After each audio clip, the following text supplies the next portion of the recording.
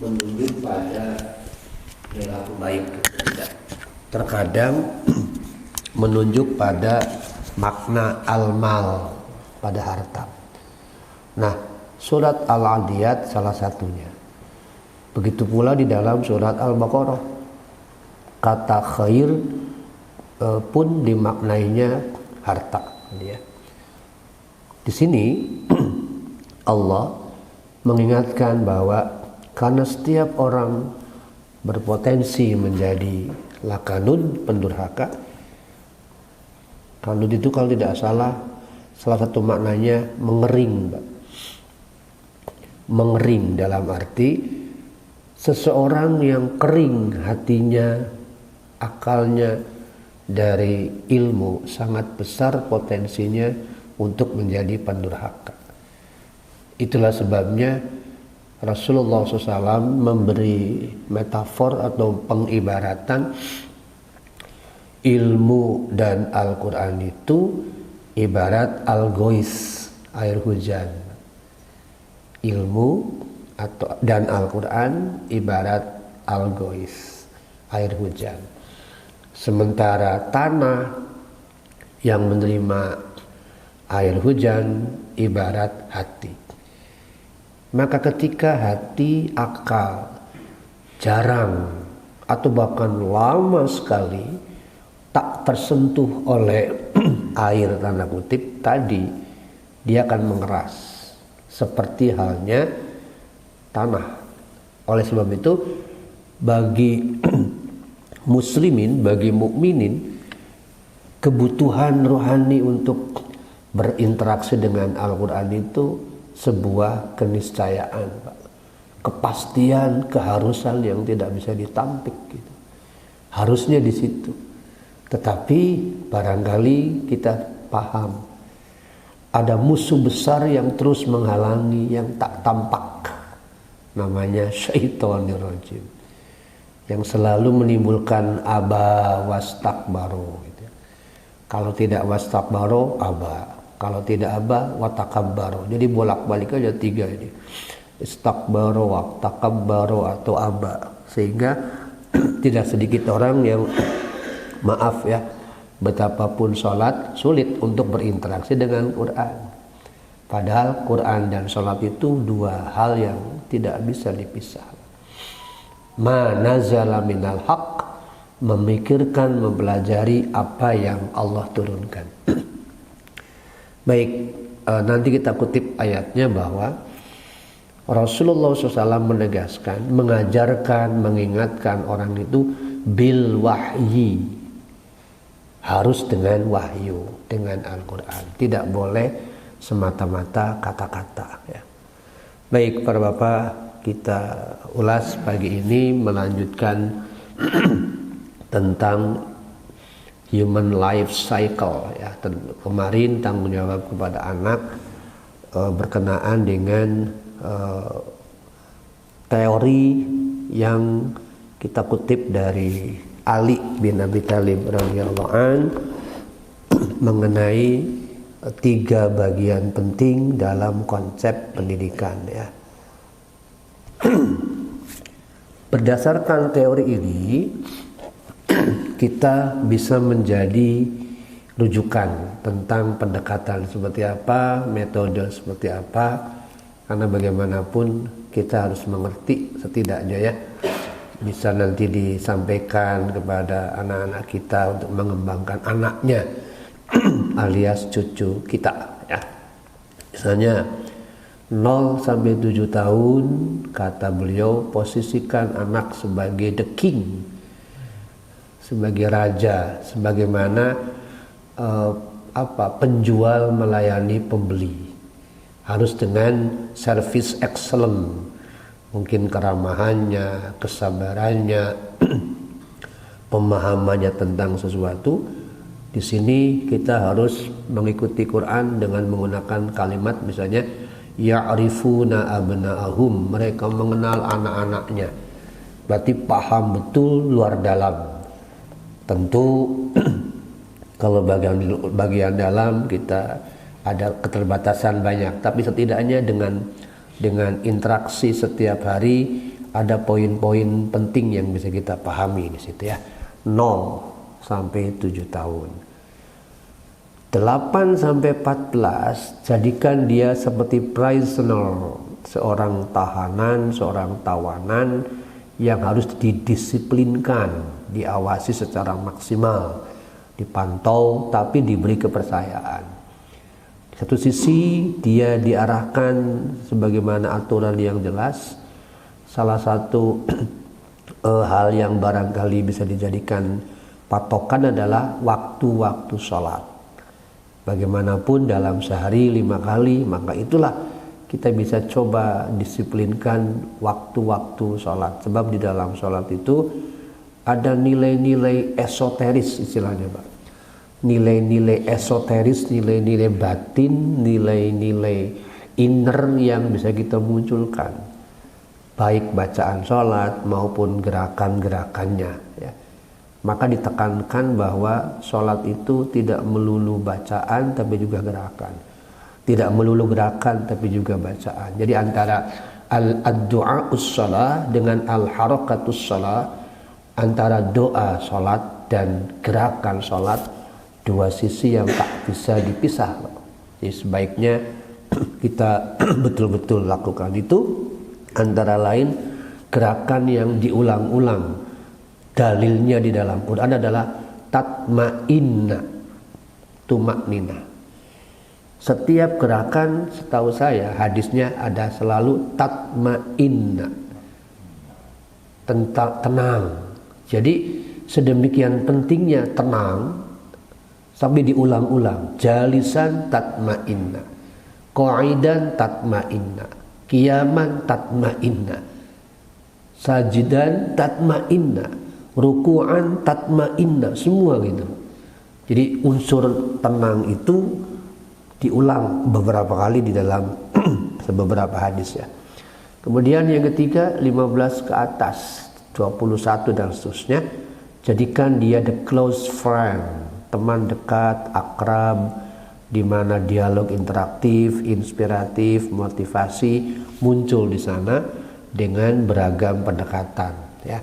Ada yang mungkin formal tiap waktu tertentu periodik gitu, ada yang mungkin insidental sekali-kali dan seterusnya ya. Nah, kita akan ulas masing-masing ya. Yang ini sudah kita bahas kemarin bahwa 0 sampai 7 itu dominan karena memang masih abstrak cara berpikirnya, sulit untuk konkret, cenderung kepada konkret tadi ya, sulit abstrak gitu, sulit sekali untuk digambarkan abstrak, dominan sekali. Maka pengenalannya hal-hal yang bersifat material, tapi yang pasti pendekatan akidah sudah bisa dimulai meskipun bersifat praktis ya. Mungkin kita hindari pembicaraan yang menguras akal sedemikian rumit gitu, karena memang belum waktunya mereka. Tapi setidaknya ada target-target tertentu Pak yang bisa kita lakukan. Apa saja target itu? Misalnya ya, seorang psikolog menyebutnya 0 sampai 7 tahun itu pra-orasional. Orasional itu pengertiannya hindari banyak orasi teori karena memang belum waktunya, tapi beberapa keterampilan dalam pandangan Islam harus sudah dimiliki. Misalnya target pertama sebaiknya sampai usia 7 itu dia sudah terampil membaca Al-Quran dasar, sehingga kalau berdasarkan pengalaman beberapa banyak orang ya, ketika usia 4 atau 5 itu mestinya sudah diperkenalkan dengan huruf-huruf sederhana, sehingga targetnya antara 5 usia 6 tahun itu sudah bisa mulai lancar Pak. Tinggal pembiasaan setelah itu.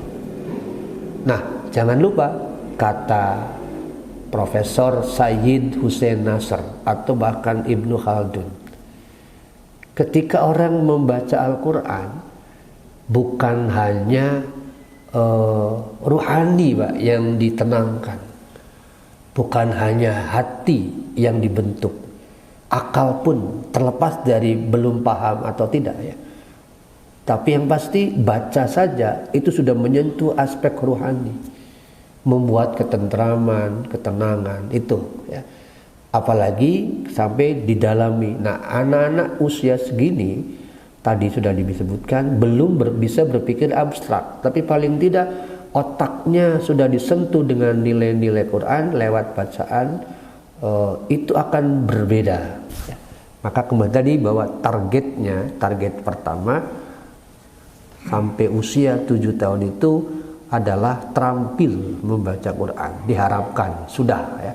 Ini berarti perlu kesabaran ketika usia 5, dibimbing, dituntun tiap hari untuk bisa targetnya baca Quran. Hanya saja ketika harus paham juga ya, ketika sudah belajar nih misalnya, setelah 5 menitan tiba-tiba konsentrasi hilang, terus merengek, nah stop, tidak usah dipaksakan, itu misalnya.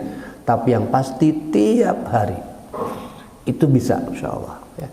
Yang kedua, terbiasa melakukan hal-hal yang praktis, sholat misalnya, terlepas dari belum bisa bacaannya nggak apa-apa, paling tidak pembiasaan dulu melihat orang tuanya, ayahnya, ibunya sholat, sehingga tertanam dulu bahwa oh iya sholat itu penting, bahwa dia belum mengerti. Nah nanti pada tahap berikutnya bisa dimasuki teori. Makanya kembali ke yang pertama, saat usia 7 belum bisa baca Quran, akan repot mengajarkan bacaan-bacaan sholat, karena bersambung kan, membaca tasyahudnya bagaimana, tawajuh atau iftitahnya seperti apa, al-fatihahnya seperti apa, itu akan sangat mudah. Basisnya balik lagi yang pertama, terampil literatur Quran dari sisi reading skill ya. Jadi reading skill punya, ini penting untuk kita perhatikan. Nah, sholat di sini ada dalil lain yang bisa kita pakai untuk membangun kesabaran pada diri orang tuanya. Wa'mur ahlaka bis shalah wastabir 'alaiha. Perintahkan keluargamu untuk sholat dan bersabarlah atas perintah itu. Mengajak, memerintahkan, tapi di sini konsepnya masih imperatif, masih menyuruh, masih instruktif. Ayo sholat dulu teh, sholat dulu, sholat. Bahwa sekali lagi pada saat yang sama nanti kita motivasi mengapa perlu sholat. Sebab seiring dengan usia biasanya akan bertanya, untuk apa sih sholat? Nah di situ siapkan ilmu kita membahasnya, menjelaskannya nanti pada usia 8 ke atas. Untuk apa sih kek sholat itu? Jelaskan. Kenapa? Karena kebanyakan orang tua yang saya amati, Pak, terutama di pinggiran itu, mengajari tentang sholat yang baik nggak bisa, mencari ilmunya juga nggak bisa, akhirnya ya sudah blank gitu. Ini persoalan serius sebetulnya di kita. Jarang sekali orang tua yang menerangkan nih urutannya begini, bacanya begini, apalagi sampai ke makna. Nah di sini kita harus masuk supaya apa? Dia terbangun wawasannya, tapi juga ada sisi lain, kebanggaan pada orang tuanya yang membuatnya terpercaya nanti. Jadi poin kedua, targetnya itu terbiasa. Sebab hadis saya kira Bapak Ibu sudah pernah mendengar tentang sab'in ya, usia 7 tahun. Usia 7 tahun sudah harus itu diajarkan, artinya sebisa mungkin terampil. Sebab kalau anak perempuan belum bisa tilawah Quran target pertama dan belum terbiasa dengan sholat, dia boleh jadi haid usia 9 tahun yang dosa orang tuanya. Karena kalau sudah haid berarti sudah balik. Kalau sudah balik berarti dosa atau pahala untuk dirinya. Lah kalau dia tidak mengerti, yang berdosa bertanggung jawab adalah orang tuanya. Inilah yang banyak tidak dipahami ya. banyak oleh kaum muslim awam. Yang ketiga, sudah mengenal Allah secara praktis. Misalnya mengucapkan kalimat-kalimat thayyibah, entah itu alhamdulillah, subhanallah, Allahu akbar misalnya, atau la ilaha illallah. Bahwa mereka belum paham secara teori konsepnya nggak apa-apa. Yang penting ucapan-ucapan itu harus sudah terbiasa. Di sini Pak, Bu, karena begitu jarangnya ucapan itu dipraktekkan oleh orang-orang di sekitarnya, justru yang sering terdengar adalah kancing coplok itu. Akibatnya yang masuk virus-virus semacam itu. Nah inilah yang sekarang terjadi. Aduh, masya Allah. Jadi bukan kalimat thayyibah, alhamdulillah, insya Allah, masya Allah, anjir, awal, aduh ya Allah ya Rahman. Saya yakin Pak, kita semua pernah itu mengalami atau mendapatkan pengalaman semacam itu. Oke, itu yang ketiga. Jadi lafaz-lafaz praktis gitu. Yang keempat, sudah mengenal adab pada diri dan orang lain. Pada diri mengenai tubuhnya harus sudah mengerti. Ini dipelajari secara khusus ya. Biasanya di RA, di TK, guru-guru RA, guru-guru TK mendalami ini. Bagaimana mengenalkan kepada anak tentang dirinya itu siapa, terkait dengan adab, apa pakaian dia dan seterusnya ya. Apalagi kepada orang lain sudah diajarkan berucap terima kasih.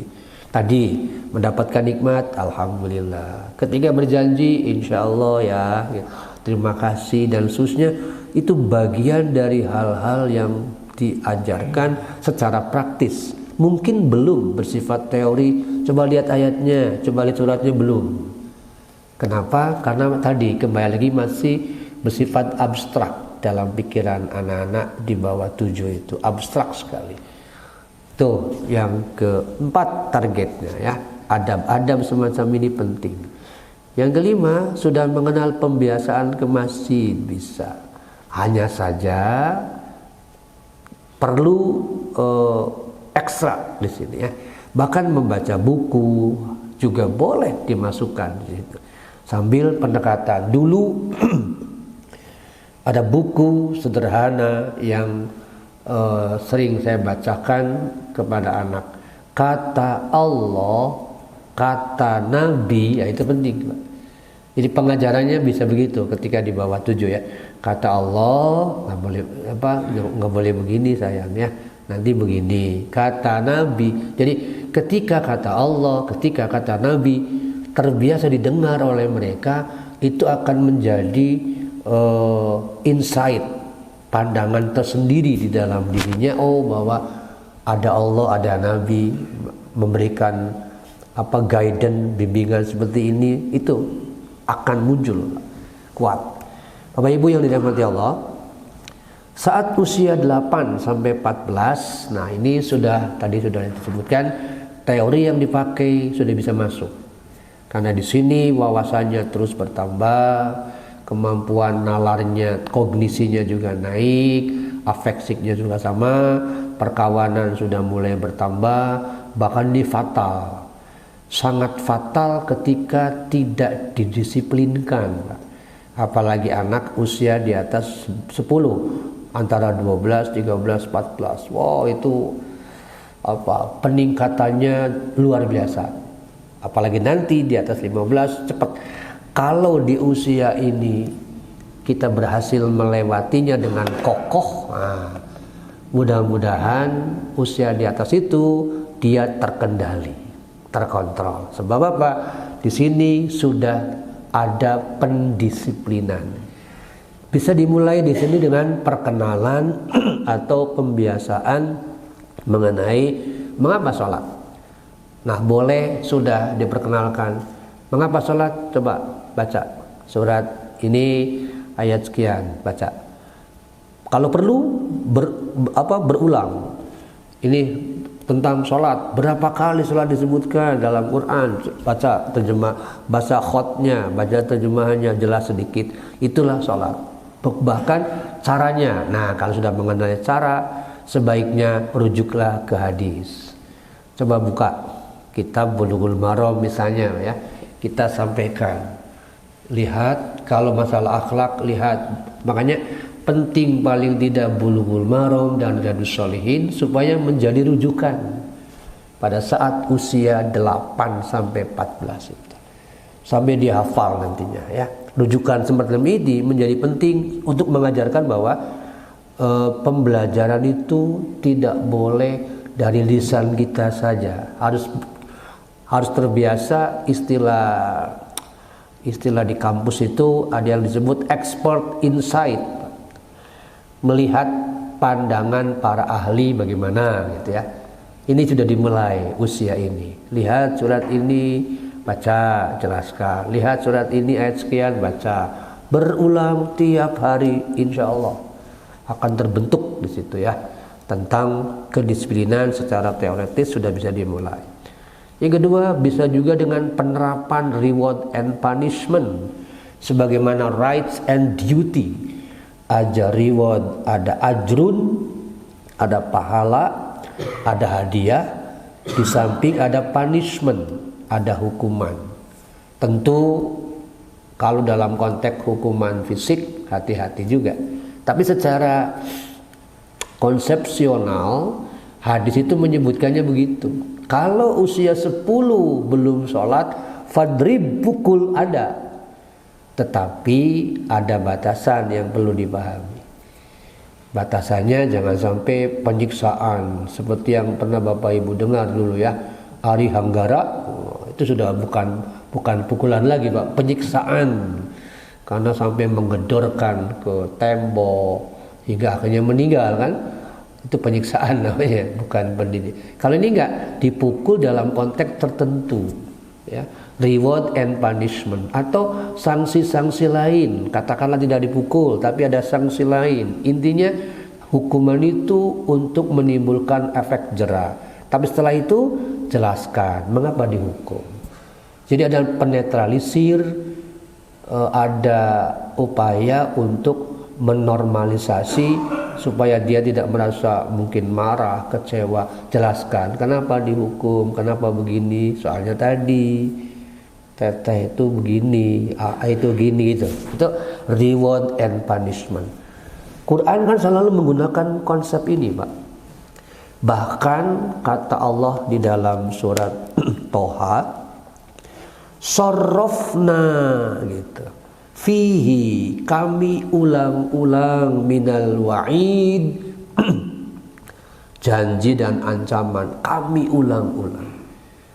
Supaya apa? Supaya manusia yang membaca Al-Quran bisa yuhdisu, bisa atau yatakun, bisa mempelajarinya, bisa mengambil pelajaran dan merasa takut dari situ.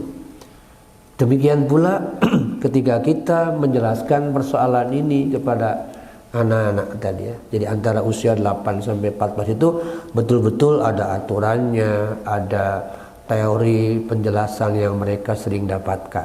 Haknya apa, kewajibannya apa. Kalau perlu terkait dengan sesuatu ada kesepakatan.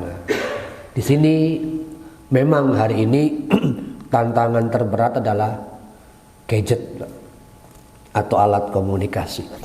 Sebab nyaris ada nggak ya kira-kira usia segini yang hari ini nggak pernah pegang HP? Rasanya sulit ya. Untuk hari ini rasanya sulit melihat anak yang tidak memegang HP untuk hari ini ya, antara usia 8 sampai 14. Sebab sudah semua, bukan semua, saya mungkin di kampung jarang ya, tapi di kota rasanya jarang, kecuali pasti pernah melihat, pernah memegang. Bahkan tidak sedikit yang orang tuanya merasa anteng ketika anaknya dipegang HP terus daripada ulin cenah sok beri aja terus anteng dia. Sadar atau tidak, itu telah membentuk pembiasaan baru. Nah itu bahayanya, karena ketika HP sudah menarik otaknya, kecanduan itu adiktif itu bukan masalah obat saja, Pak. Adiktif itu juga masalah HP. Karena di dalam HP ada hiburan-hiburan yang otaknya membuat, wih nyaman, gue banget. Nah itu. Jadi solusi yang seolah-olah terbaik, seolah-olah adalah ketika orang tuanya rariwuh, terus ngerengek-rengek langsung main, akhirnya terbiasa, sulit sudah. Tak sedikit kemudian itu yang pernah disebutkan, mati gara-gara game. Situ para Bapak. Jadi luar biasa tantangan kita hari ini itu dari sisi edukasi, kognisi, nalar kita supaya baik, afeksi juga supaya baik lewat kondisi yang tadi. Mestinya perlu di penekanan. Memang berat ya, karena sampai anak saya usia 14-an tidak pernah pegang HP waktu itu. Karena memang tadi kita kesepakatan ya, belum boleh memiliki. Kalaupun memakai sesekali oke.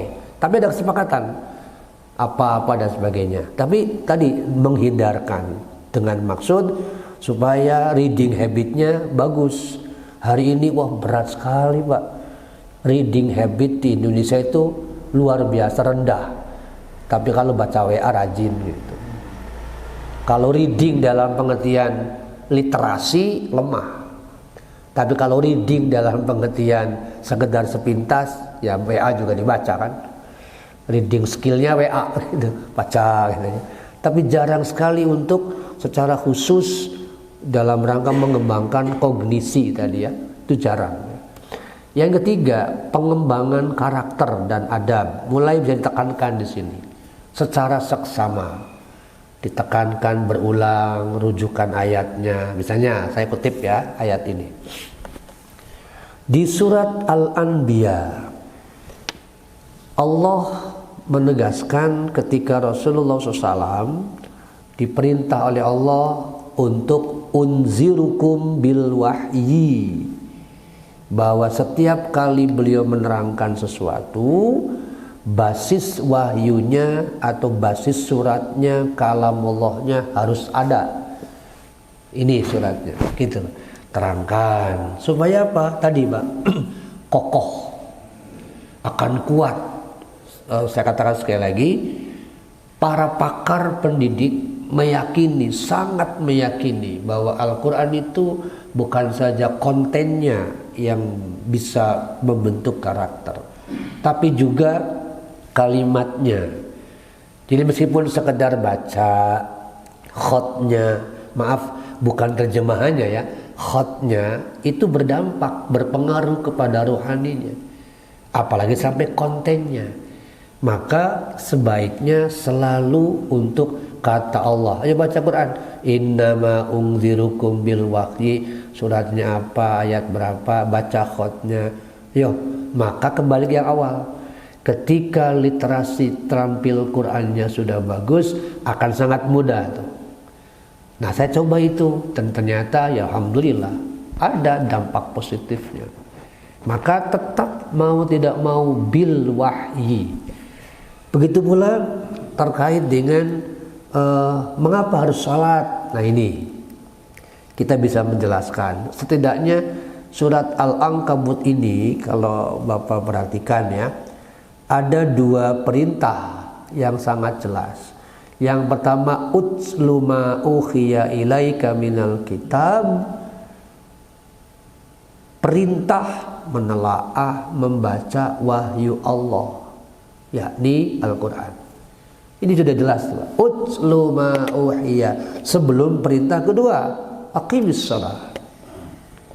Jadi bagaimana bisa dipisah tuh antara tilawatil Quran dengan as-shalah?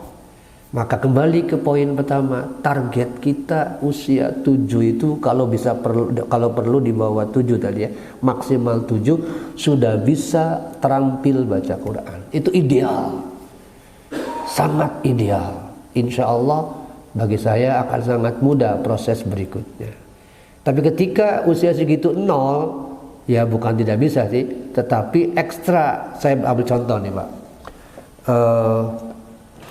Di musola kami ya, itu ada beberapa level kelas kan, antara kelas SD ke bawah, maksimal kelas 6 ke bawah. Itu pun dibagi beberapa kelompok lagi.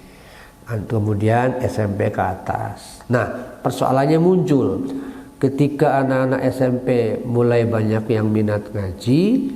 Lalu kita cek baca Qur'annya, waduh, Masya Allah, 90% belum bisa baca.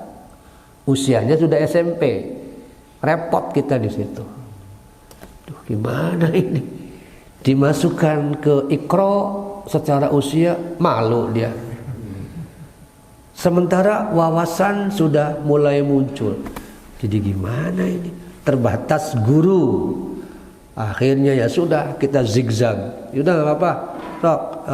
Ketika pelajarannya khusus Quran dipisahkan.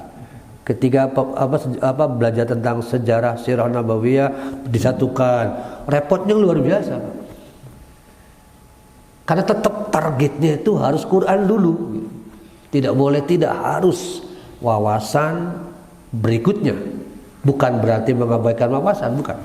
Tetapi kalau dasar tilawah Qur'annya susah, ya susah kesananya. Karena ini dalilnya, utslu ma uhiya ilaik. Bacalah, telaahlah, lantunkan itu Quran dari kitab tadi, baru aqimus shalah. Makanya saya bilang tadi, 2 poin ini harus gitu, idealnya ya, kita terbiasa. Nah, Bapak Ibu yang dirahmati Allah, ini tentang Quran. Sebuah penelitian menyebutkan tentang konten Quran. Proporsi ilmiah Quran itu dibagi 3 kata hasil penelitian. Pertama, 8% the syariah law, hukum-hukum syariah. 8% ini mencakup di dalamnya ya saum, zakat, sholat, faraid itu masuk di dalamnya ya, waris. Tapi hanya 8%. Ya, dia yang 12% sains dan teknologi. Adapun sisanya 80% itu berkaitan dengan spiritual and ethical guidance atau spiritual enrichment, pengayaan rohani. Nah, di sini Bapak Ibu, 80% yang saya maksud ini ketika dikaitkan dengan pendidikan anaknya masih bisa. Itu bisa mengarahkan mereka, membimbing mereka, membentuk karakter mereka, menyemangati mereka dan seterusnya. Ini harusnya ya kita lakukan itu akurat, insya Allah. Jadi dengan 3 proporsi ini kita ambil contoh ya, kita ambil contoh mengenai ayat yang masing-masing. Yang pertama yang 12% tadi sains dan teknologi. Misalnya Al-Anbiya berkenaan dengan teori Big Bang. Ini teori Big Bang, Pak. Yakni dikatakan bahwa langit dan bumi dulu kanata, dulu entah sekian juta tahun yang lalu adalah rotqon. Langit dan bumi itu sesuatu yang padu, jadi satu bentuk gitu. Rotqon. Lalu fataknahuma, Allah mempecahnya, membelahnya menjadi 2 objek, yang satu langit, yang satu bumi. Nah, kalimat fatakna, kami belah, itulah the Big Bang teori, teori ledakan besar. Tapi sulit sih kalau mendeteksi waktunya, wallahu a'lam ya. Itu kemudian juga ada kalimat tentang biologi. Wa ja'alna minal ma'i kulla syai'. Kami jadikan segala sesuatu yang hidup dari air. Tumbuhan pasti mengandung air. Jadi H2O ya. Pasti ada unsur H2O selain O2. Tumbuhan pasti, hewan pasti, manusia. Setidaknya tiga makhluk ini, tumbuhan, hewan, manusia, pasti mengandung unsur air dalam dirinya. Itu sains, Quran bicara. Belum lagi tentang gunung, geologi. Allah menancapkan rawasia, gugusan gunung memanjang. Saya kira kalau Bapak cermati ya, memanjang gunung, katakanlah Tangkuban Perahu, anak gunungnya nyambung dengan Ciremai nyambung ke Jawa Tengah terus sampai ke ujung, entah kemana itu. Gugusan atau barisan pegunungan, semuanya bersambung, rawasia. Terus untuk apa adanya gunung? Antamida bikum, supaya kalian tidak goyang. Karena memang bumi itu labil dan gunung berfungsi sebagai pasak, sebagai pilar untuk menghindari goncangan-goncangan yang membuat hidup manusia tidak nyaman. Ini teknologi, Pak. Dan masih banyak lain yang berkaitan dengan sains tadi, ya. Sementara yang 8% tentang syariat banyak, sholat ada, faraid pun ada. Misalnya ayat yang berkenaan dengan syariat, terutama sholat, lebih khusus lagi pakaian, dikatakan ya bani adam khudzu zinatakum inda kulli masjid. Wahai anak Adam, jika kalian masuk masjid alias sholat, kenakanlah pakaian yang baik, yang indah. Itu syariat berkenaan dengan sholat. Belum lagi tentang zakat, saum. Nah, yang bagian ketiga tadi, yang 80%, tarbiyah ruhiyah, mendidik diri kita, mendidik anak-anak kita, batin, keluarga kita, untuk seperti yang tadi sudah disebutkan, bagaimana menjadi pribadi yang mengesankan, yang impresif, ya. Bapak Ibu, itu mengenai usia 8. Jadi bisa sebaiknya mengacu pada bil wahyi terus, pada Quran, pada wahyu. Yang keempat, penanaman konsep aqidatus salimah. Di sini sudah bisa dimulai menekankan akidah tentang rukun iman, terutama satu persatu secara intensif kita lakukan. Kalau perlu secara metodiknya, periodik dan metodiknya itu ada rutinitas yang bisa kita sepakati waktunya, ya, jika memungkinkan, tentu sebisa mungkin memungkinkan.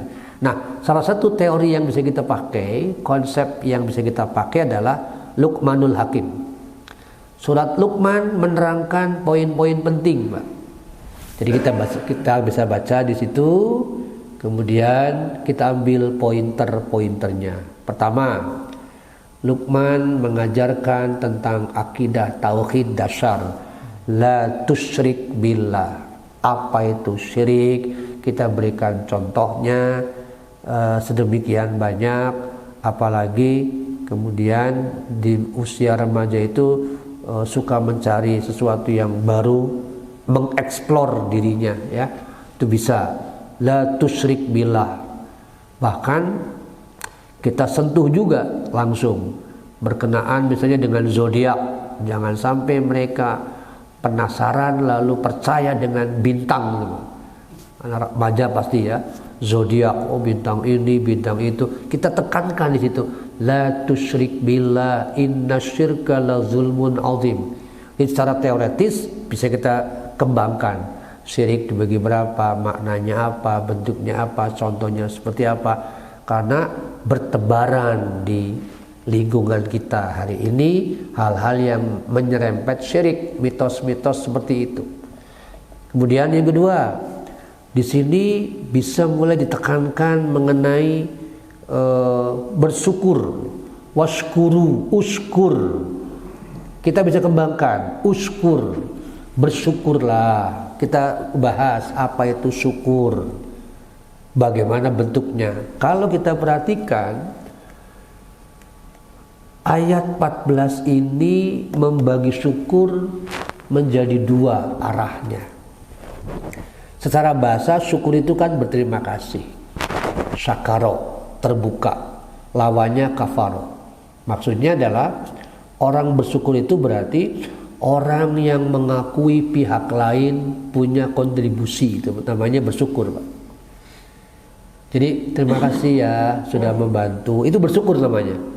Jadi berterima kasih juga kepada Allah, cuman lewat tadi alhamdulillah dan seterusnya ya. Itu bersyukur hakikatnya. Maka syukur dibagi dua. Satu, syukrun lillah, berterima kasih kepada Allah. Kedua, syukrun linnas, berterima kasih kepada orang. Orang pertama yang harus mendapatkan ungkapan ekspresi terima kasih baik lisan maupun tindakan adalah orang tua. Karena di sini ada kalimat uskurli wali walidai. Kita bisa ambil contoh orang yang bersyukur dan yang tidak. Dampak dari bersyukur apa? Dampak negatif dari bersyukur apa, tidak bersyukur apa, dampak positif dari bersyukur seperti apa, ada semua di dalam Quran. Misalnya saya ambil contoh untuk wawasan ya, dalil mengenai bersyukur itu sebagaimana di awal ayat ya, ayat 13, wa may yashkur fa inna ma yashkuru li nafsi. Umumnya begitu, orang yang bersyukur sesungguhnya bersyukur pada dirinya. Berarti siapapun yang bersyukur akan mendapatkan nilai untuk dirinya. Misalnya kembangkan lagi ke surat lain, la in syakartum la azidannakum. Siapa yang bersyukur Allah akan menambah nikmatnya. Nah, hal-hal seperti ini bisa kita munculkan gambarannya. Mungkin perlu contoh. Misalnya siapa yang bersyukur kepada Allah sekaligus kepada orang tua, ambil contoh dari Quran. Sebut saja Yusuf alaihissalam. Yusuf alaihissalam adalah sosok ideal dari sekian banyak kisah ya, sosok ideal yang bisa diambil untuk memberi contoh bagaimana syukur kepada Allah sekaligus bersyukur kepada orang tua. Misalnya coba buka suratnya, kita katakan kepada anak-anak, misalnya saya ya, coba buka surat 12 ayat 100, 101, kita lihat, baca, dibaca oleh mereka. Kemudian kita ambil tuh pointer-pointer penting dari ayat itu. Dikatakan di sana bersyukur kepada Allah diucapkan oleh Yusuf alaihissalam paling tidak 5 kata. Ketika Yusuf alaihissalam bersyukur kepada Allah lewat 5 kata. Pertama, beliau mengatakan Rabbi qad ataitani minal mulk. Nah, poin pertama ini menunjukkan bahwa Yusuf mengakui kekuasaan kerajaan yang diraihnya adalah karena pemberian Allah. Ataitani minal mulk. Itu penting, Pak. Nah, ekspresinya bisa alhamdulillah ya Allah, Engkau telah memberiku al-mulk, jabatan, kekuasaan, kari dan sebagainya. Satu. Kedua, ungkapan Yusuf tentang ilmu. Wa 'allamtani min ta'wilil ahadits, ya Allah, Engkau telah mengajariku ilmu. Ilmu umum ya. Di sini memang ilmunya tentang ahadits, makna mimpi. Tapi secara umum ilmu. Bersyukurlah karena Allah memberi ilmu. Sekecil apapun itu ilmu. 'Allamtani, akui sumbernya adalah Allah. Yang ketiga, akui bahwa anta waliyyi fid dunya wal akhirah. Hanya Allah yang layak menjadi wali, pelindung, penolong di dunia maupun di akhirat, tidak ada yang lain. Itu juga pengakuan. Kita bisa kembangkan ya. Yang keempat, tawaffani musliman. Ucapan Yusuf terkait dengan kematian, ya Allah, jika kelak hamba mati, wafatkan dalam keadaan muslim. Ini menunjukkan Yusuf alaihissalam takut jabatannya, kekuasaannya, hartanya, fasilitasnya membuatnya lupa. Maka beliau berdoa, ya Allah, tawaffani musliman. Itu Dan yang kelima adalah wa alhiqni bis-sholihin. Kumpulkan hamba ya Allah dengan orang-orang saleh kelak ketika wafat. Nah, bagi saya apa yang diucapkan oleh beliau adalah bukti praktek bersyukur kepada Allah seperti itu. 5 hal yang dilakukan oleh Yusuf alaihissalam dalam konteks bersyukur tadi ya. Adapun bersyukur kepada orang tua itu di bagian atasnya ayat 100.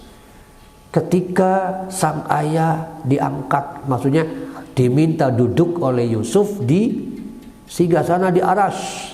Maksudnya aras di sini bukan aras Allah ya, tetapi tahta di kursi. Ayah silakan duduk, ayah yang duduk ini. Kenapa? Ya ayah yang lebih pantas, bukan saya. Gitu.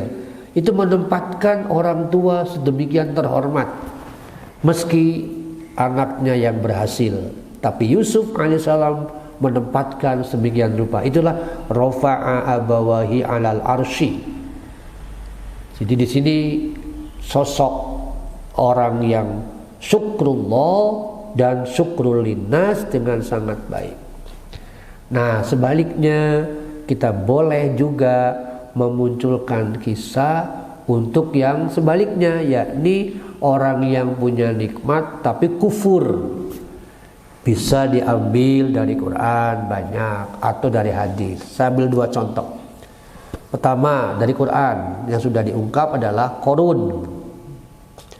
Kita boleh buka ayatnya sayang, sok buka surat sekian, surat misalnya surat 28 tentang kisah Qarun. 28 dari ayat 76 terus memanjang sampai 82. Yuk baca. Kita ambil poin-poin penting tuh. Siapa Qarun? Nah, tapi memang wayahna kita harus berwawasan siapa Qarun dulu kan? Berarti kan baca. Ada ilmu dulu di situ. Kita ambil Qarun siapa? Paling tidak garis besarnya lah ya. Nah, kita ambil terus apa yang dimiliki oleh Qarun, terangkan. Bagaimana sikap Qarun? Di situ kita ulas, Pak. Lihat, Qarun tidak mengakui Allah sebagai sumber kenikmatan yang diperolehnya. Padahal fadlam minallahi wa ni'mah. Kita katakan karunia, kenikmatan itu cuma satu sumbernya minallah, tapi Qarun congkak, sombong. Lihat akibatnya, dibenamkan oleh Allah. Nah, di sini kalau usia masih di bawah 10, kita boleh ekspresinya itu dengan anak-anak tentu, Pak. Akan berbeda nanti kalau sudah usianya 13 ke atas. Tapi kalau masih di bawah, itu kita agak ekspresif dengan kata Allah, mungkin di cengkoknya itu beda. Itu kalau usia segitu ya. Tapi kalau sudah usianya di atas 12, 10 ke atas lah, mungkin kita masih sudah bisa mengubah dengan sedikit agak normal. Tapi kalau usia di bawah 10, itu ekspresinya beda biasanya. Kata Allah gitu ya, ada pengulangan.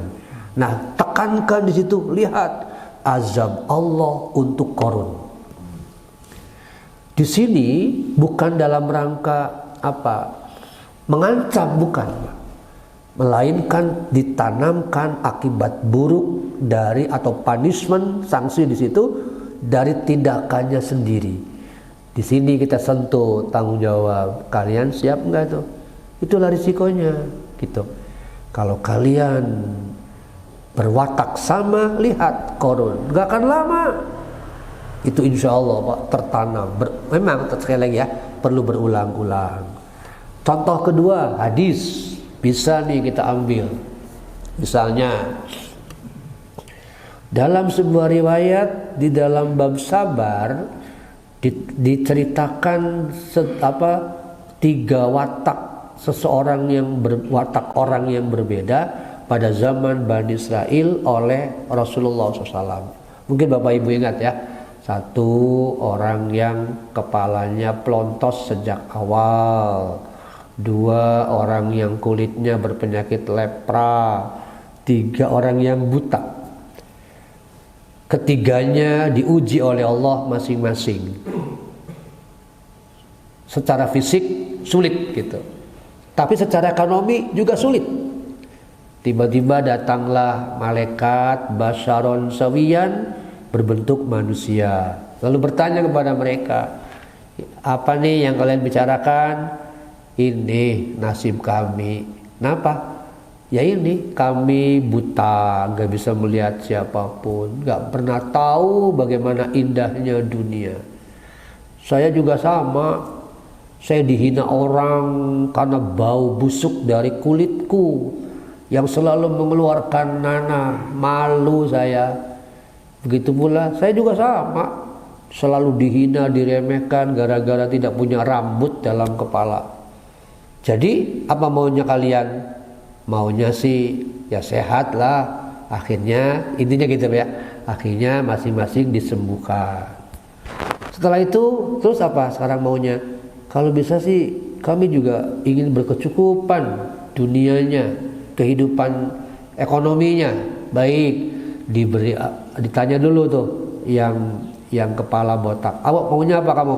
Saya mau sapi. Diberi. Barakallahu lak, semoga barakallahu alaik, semoga Allah memberkahimu.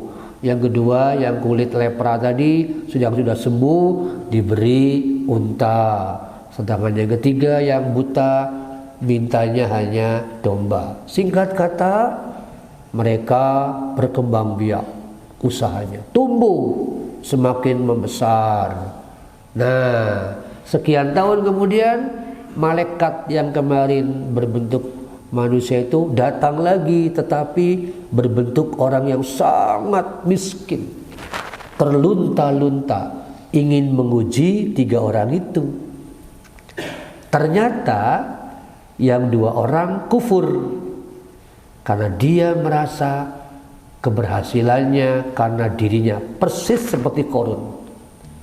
Sedangkan yang ketiga, yakni yang buta itu bersyukur, saya dulu lebih berat daripada Anda kondisinya.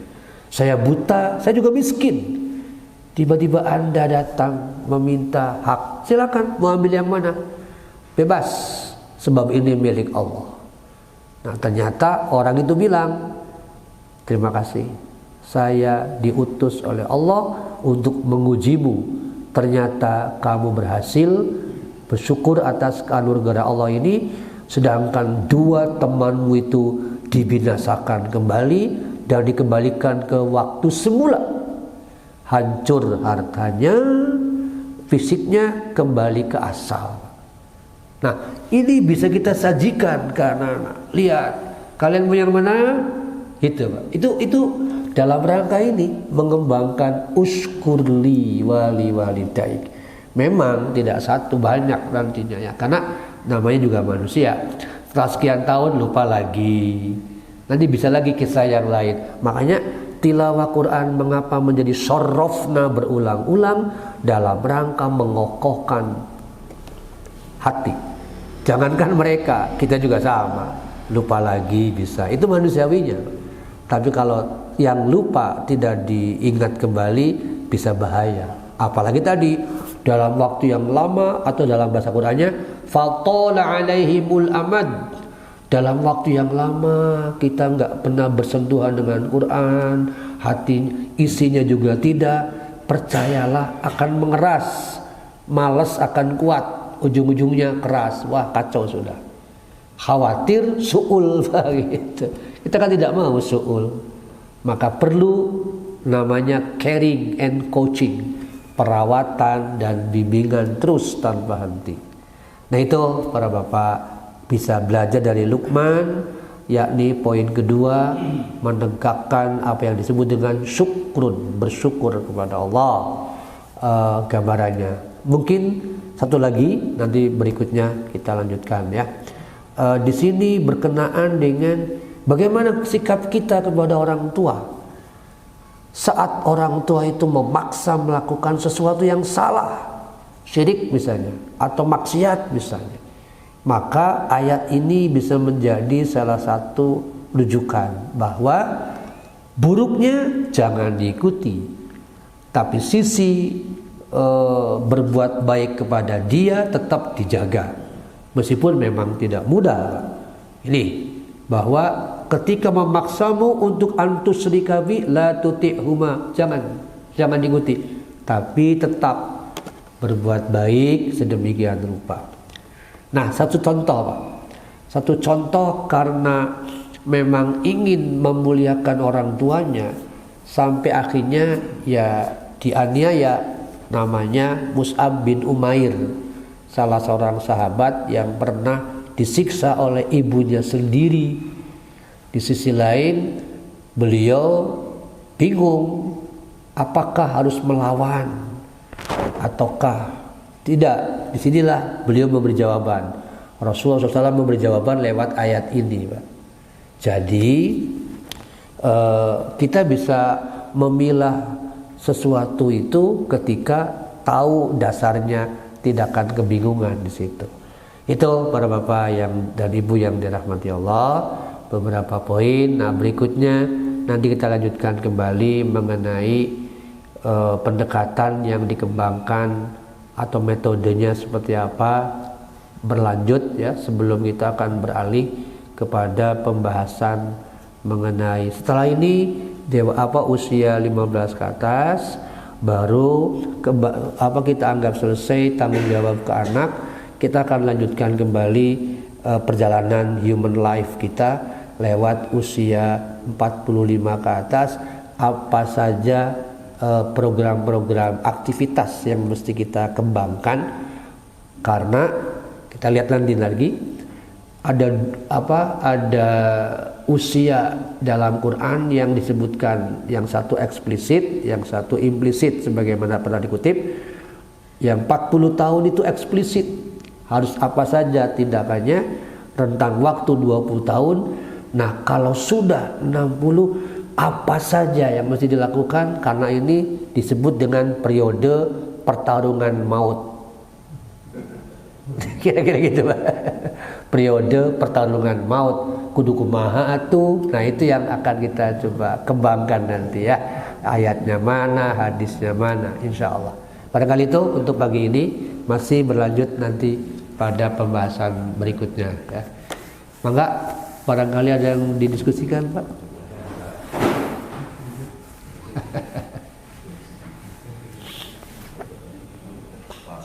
Mangga, Pak.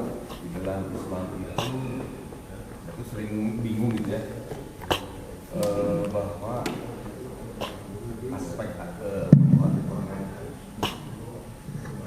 aspek mementingkan, memprioritaskan akhirat itu harus dominan daripada dunia gitu. Cuman saya itu hanya selalu ragu seperti dalam apa kenyataannya gitu ya.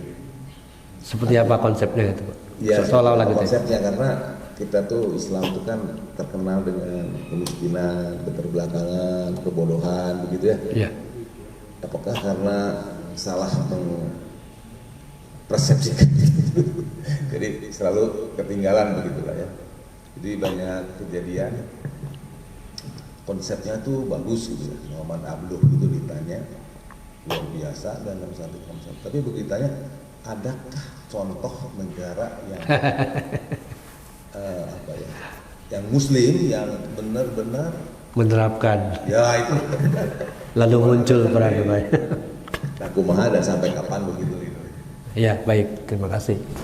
Ini panjang, Pak, dari sisi aspek sejarah juga ya. Beberapa poin yang perlu kita pahami adalah arti dari apa yang disebut dengan ujungnya kan pasti peradaban ya, kemajuan atau peradaban.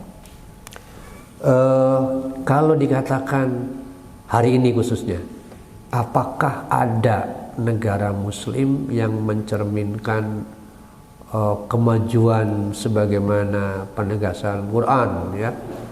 Walau anna ahlal qura amanu wattaqau gitu ya, la fatahna alaihim barakatin minas samai wal ard.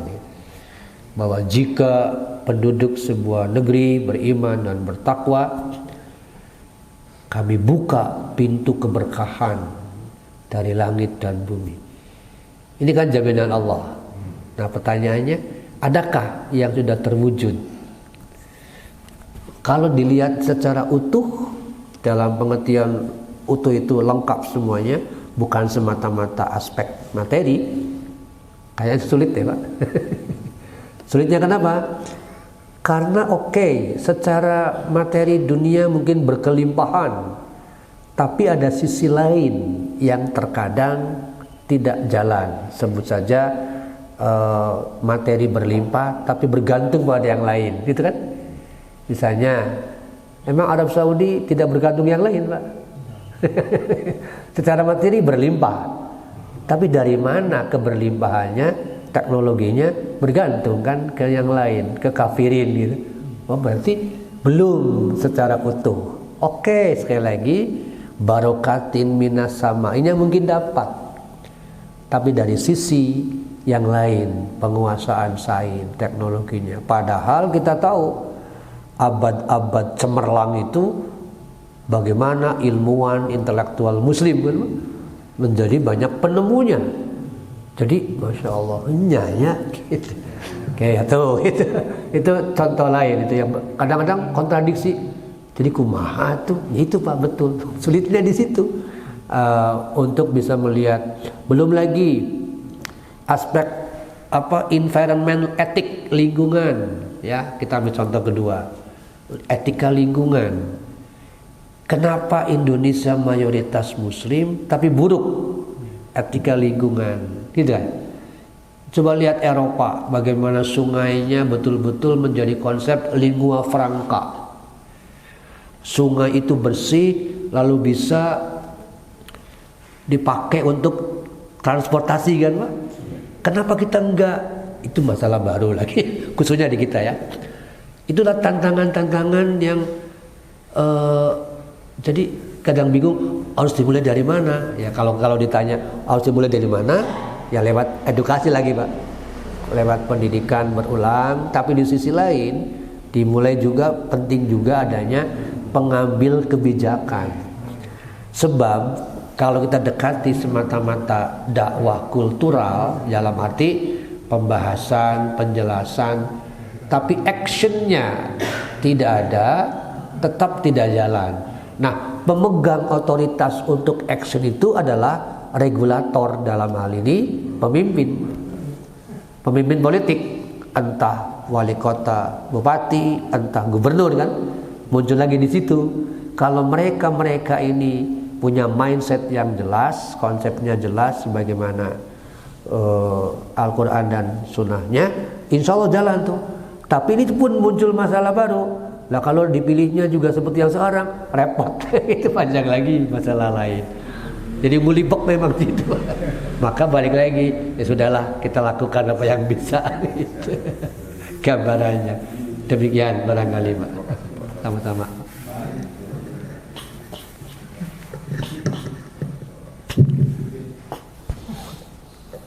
Sedikit Pak mengenai ini, bukan umur belasan tapi umur puluhan. Saya pikir kalau umur 70-an itu apalagi benar banyak mempermasalahkan hal-hal yang tidak akan terjangkau. Apalagi jadi sweet 17 apa sweet 70 Pak? Saya ingin bertanya, yang disampaikan oleh para ustadz bahwa katanya kalau sudah umur di atas 70 itu banyak sekali gangguan 5B. Iya. Sehingga dalam konteks ini ada yang menyatakan bahwa apabila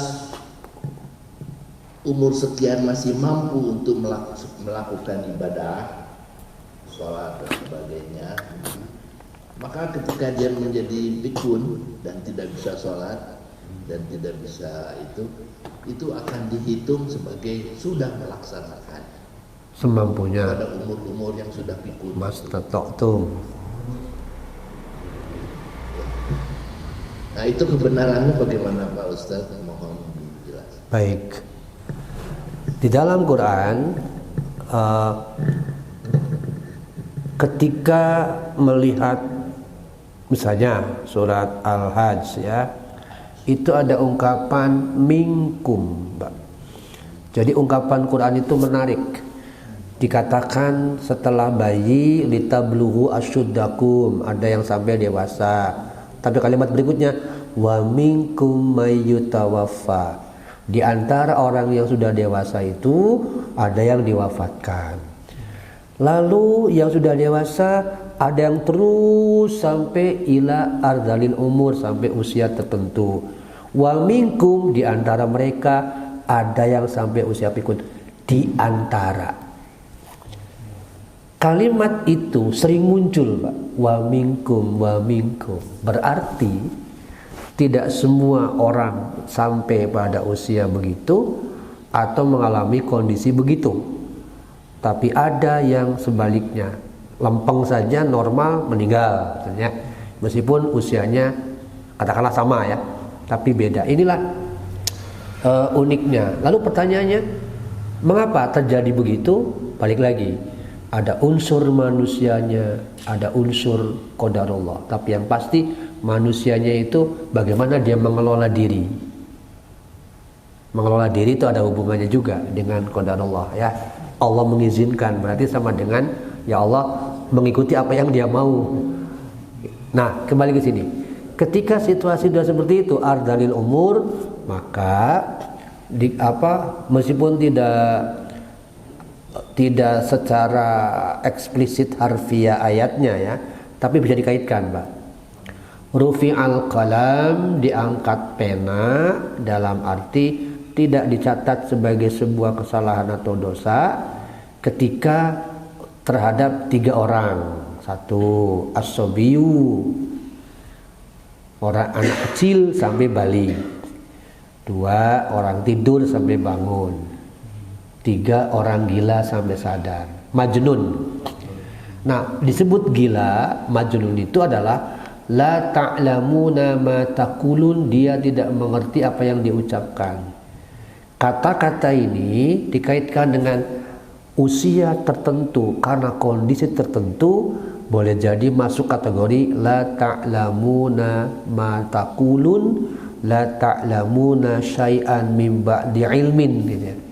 Sehingga kalau dikatakan bahwa pada saat usia tertentu mengalami ngedrop dari sisi tadi, maka itu masuk kategori yang tadi.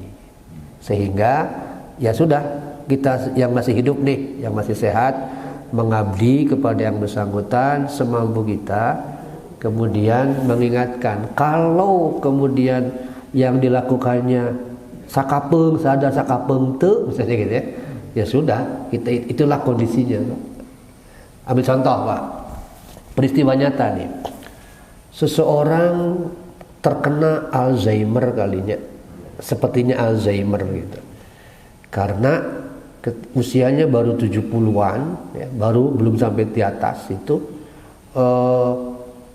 ketika pensiunan sebuah sekolah ya, kepala sekolah kalau nggak salah, itu terserang kena. Nah, beberapa kali nih masuk toilet lupa cebok, keluar saja sampai berantakan, ya Allah. Itu contohnya. Itu sudah ekstrim tuh, sampai 5 tahun sekarang. Terus istrinya bilang, Ustaz, saya mesti gimana ya? Ibu tetap melayani ya, makannya disiapkan. Ya tapi udah nggak bisa sholat, ya nggak apa-apa, diingatkan aja. Tapi kadang-kadang ingat, ya udah semampunya dia. Itu tadi, Pak, mastata'tum, sesuai dengan kemampuan prinsipnya. Tetapi yang sehat ini selalu mengingatkan karena masih punya kewajiban di situ. Itu prinsipnya. Wallahu a'lam. Barangkali itu. Mungkin ada yang lain, Pak? Oh ya, silakan, Bu. Sebentar, Bu.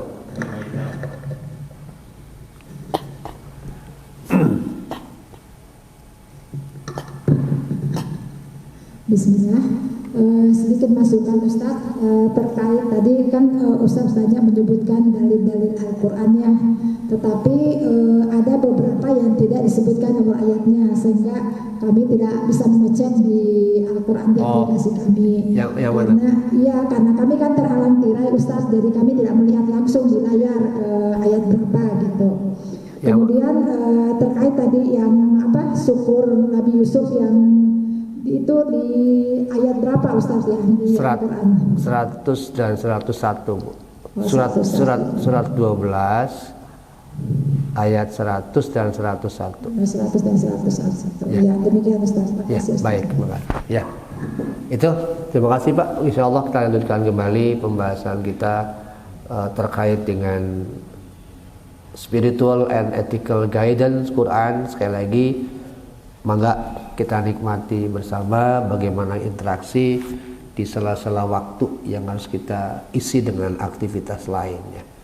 Barakallahu li walakum, subhanakallah wa bihamdika, asyhadu an la ilaha illa anta, alhamdulillahirabbil alamin. Assalamualaikum warahmatullahi wabarakatuh.